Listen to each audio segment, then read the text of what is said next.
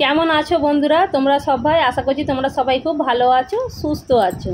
আর এখানে দেখো আমরা চলে এসেছি এখন মিষ্টির দোকানে পেটাই পরোটা বা ছেঁড়া পরোটা খেতে। এই মিষ্টির দোকানের পরোটা খেতে তোমাদের কীরকম লাগে অতি অবশ্যই কিন্তু কমেন্ট বক্সে জানাবে। পরোটার সাথে ঘুগনিটা এত ভালো লাগে না, কি বলবো। বিশেষ করে আমরা যেই দোকানটায় বসে খাচ্ছি না, ওই দোকানটার ঘুগনিটা এত সুন্দর করে, মানে অন্য জায়গায় খেয়ে যেন আমার মনই ভরে না। পেটের চেয়ে মন ভরাটা বিশেষ দরকার, সেই জন্য আমি যখনই কোথাও যাই বা বাড়ি আসার পথেও কিন্তু এই দোকানটা থেকে কিন্তু এরকম ছেঁড়া পরোটা বাড়ির জন্য নিয়ে যায়। আমার ছোট মেয়েও কিন্তু খেতে ভীষণ পছন্দ করে। তাহলে চলো, আর পাশে কিন্তু লোক বসে আছে বলে না, সেখানে তখন কথা বলিনি, আর বাড়িতে এসে সেই জন্য আওয়াজ সাউন্ডটা তখন পরে দিচ্ছি। তাহলে চলো আমরা তখন পরোটা খেতে থাকি, আর তোমরা পুরো ভিডিওটা দেখতে থাকো।